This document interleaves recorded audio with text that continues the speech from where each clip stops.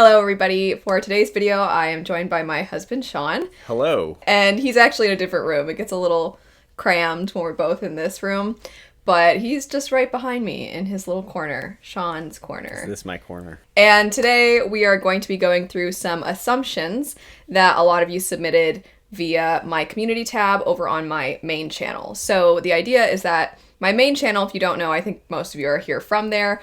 But if you found this channel separate, my main channel focuses primarily on fantasy books. And so I thought it'd be interesting to ask everybody over there, what are your assumptions about manga? And I didn't want to look at any of the assumptions until now. And so Sean's going to be reading them off to me and all of you. And he himself is also a manga reader, so he's probably going to chime in. I have some thoughts. He has informed me that there seems to be some themes going with a lot of the comments. So, Sean, are you going to start with some of the theme ones, or are you going to start with a couple of them that have very random other assumptions that nobody else seemed to have been talking about? You know what? As I'm glancing through what's kind of difficult is a lot of people wrote multiple things, like a list of things. So I don't know if there's really a clear, like, one person had one really unique one. Not that I'm saying it's a bad thing, but there's one that You're all the same. Yeah, you're all the same. All of these. There is one that I think we'll start with because it's probably the most unique one. I don't know if someone probably said something similar at some point, but all the stories are essentially the same and they lack depth. The characters are indistinguishable from each other. Your thoughts? I don't know. Do you want to go first? I kind of see their point. If you are reading maybe exclusively shonen, and I'm no knock against shonen, but you do have character types that I think recur. Yeah. You have like the kind of moody one who has some sort of past. I'm thinking like Killua in this situation. I feel like the Killua character shows up a lot. I think to your point too that Sailor Mars is the grumpy one in Sailor Moon. And isn't she even... It's the same voice actor that does Killua, so they even have the same people doing them. And that's in the anime, obviously. I think, like, there's, like, the just kind of pure hero, like, like Luffy or Gon, or who's the Demon Slayer one? Demon Slayer. That's what I was wondering, too. Demon Slayer has... Yeah, what is his name? I actually do like... Because he's sweet, but he doesn't seem completely oblivious. I do think there are times where the innocent one is almost stupid.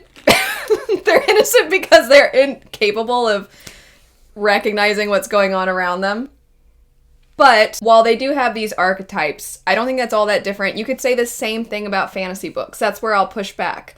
Is there's so many people that will say, oh, fantasy books, it's all just the hero's journey, and it's always the same exact character types, and it's the same exact tropes that are used, and that's not accurate. I think that assumption, obviously these are assumptions, so this is, I think, people admitting, I don't know a whole lot about it, here's my perception, and so this isn't trying to put anybody down. I appreciate people being honest, but I also think that a lot of things from the outside looking in seems like there are going to be those, I guess you could say, stereotypes because of the ones that become popular.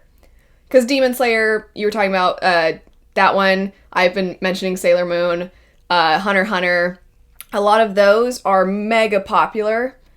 And when you kind of zero in and you actually start to get into it, you see that there are so many different kinds of manga, so many different genres within manga. So they're not even all fantasy. We've been talking about fantasy manga, but they're not all fantasy. Obviously, Vagabond doesn't have that. Vinland Saga doesn't have that. So I think it's just a matter of what becomes popular and what has a lot of mass appeal maybe is going to seem like it's all the same. But just like any genre, there's going to be the tropes that people really like and that stand out to a lot of people, but that doesn't speak for the entirety of that medium. And I think, too, like, I mean, I'm just agreeing with what you said, but just to throw out another one, like Goodnight Poon Poon is not going to have your typical characters horribly depressing. So and like in slice of life though, it's not a shonen. Kind of focus on the characters part, but the stories are essentially saying lack depth. I think that's a little harsh, a lot harsh. Yeah, they definitely have depth. I will admit I've mentioned Sailor Moon a few times. I watched that as a kid. I don't know that I watched Sailor Moon and feel profoundly impacted by just how poignant it is. But I also think that, kind of going back to my example of, if we're comparing this to fantasy, which I think a lot of the people submitting the submissions, to be redundant, I think a lot of people that are submitting these assumptions are coming from a fantasy book view.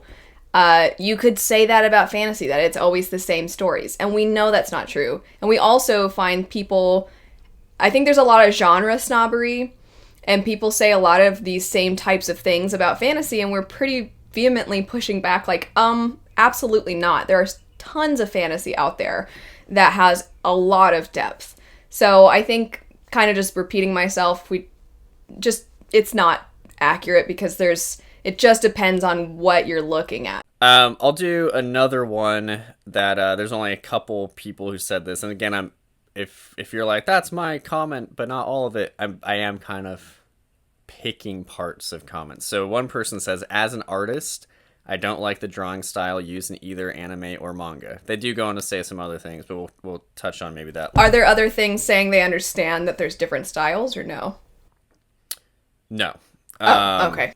So this is another person, and they have a very long comment. So again, breaking it up. But first, I do not like the artwork in a lot of them. I'm so sorry, but I do not like harshness or color schemes akin to, i.e., Pokemon or Dragon Ball Z's art. So those were really the only two that commented on the actual art. Well, I won't lie, I don't like Dragon Ball's art either. And it's been a long time since I've watched Pokemon, but I don't think I look at Pokemon and think, wow, what beautiful art. But to hit the same, we're constantly talking about how beautiful the art is in Vagabond. I don't know how much you can show the art from Vagabond because of copyright type of issues, but... You can just Google it. Yeah, Google it. Google Vagabond. Google Vagabond's also, art. Witch Hat Atelier. We've been really enjoying that. Great art. Yeah, the art for Witch Hat also, that artist has done covers for comics. Do you not like any comic book art either? I think it's... I think that I think it's fair to say there are certain styles maybe that you don't enjoy as much. But if we're just basing it off of Dragon Ball and Pokemon, I guess if I'm giving my assumption is those are the only ones that you've seen, and it would make sense that you think that there's not a lot to the art, but look into it a little more, I guess is what I have to say to that. And then I think as far as saying, like, I'm an artist and I don't like the style of manga, is not recognizing that manga is not one style. It's not like manga equals specific art style. Manga is just the medium, and there are different art styles. That's like saying, I don't like animation when you have arcane type of animation, or you have the sort of the cutscenes that were done for the cinematic trailers for Witcher. That's animation. If you're talking about Pixar, old school Disney, like, those are all different kinds of animation styles, but unless you literally don't like any of it, but it obviously takes skill, and there's different styles. I'm looking, past the camera at a shelf over here that has Dead Dead Demons, A Bride's Story, Tokyo Ghoul, Golden Kamui, 20th Century Boys, and Vagabond all on it. I wouldn't say really any of those fall into maybe what you're thinking of. Maybe the closest is Tokyo Ghoul as far as like I'm just trying to think of like a stereotypical art style. But again, like I don't know if that really exists. I feel like that's kind of maybe a perception of it. But I mean, all of those are very different artists. I also very different styles. Think even if the art is more simplistic, I think both of us like, Sean and I, we both like the art in Full Metal. Full Metal's not necessarily the same level as Vagabond or Witch Hat, but it's still, I think, when you see just her sketches, it still takes so much to create the character types, to create what feels like movement within the story, because that's really hard to accomplish, because you get a lot of action scenes too. But I think on top of all of that, it's one person doing all the panels, doing the story, unlike what we see with comic books a lot of times, which is you have not just a different person for the story and the art, but sometimes you have different people doing the colors too. So you just have... And the inking. The inking, yeah. So you have so many people doing so many different things. So I guess I would say, as somebody who also likes to dabble, and maybe the person that said they're an artist is very, like, they do it professionally. So if that's you, I'm not saying I'm on your level. But I have done some art here and there.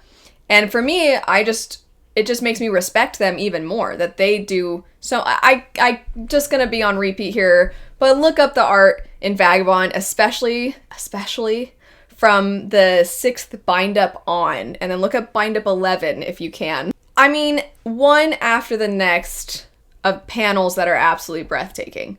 Just over and over and over and over again. The kind of thing that if I did one of those panels, I would never shut up about it. I'd be like, look everybody, look what I did. I just feel like, if anything, they deserve a little more credit. Now, I think it's still fair to say that some of it is more simplistic, and there's certain styles you might not like as much. But I think we've kind of covered. That's it for part 1 of the manga assumptions. We will be doing a part 2 and likely a part 3, so be on the lookout for those. But anyway, thanks so much for watching. I hope you have a great rest of your day, and we'll see you later. Bye.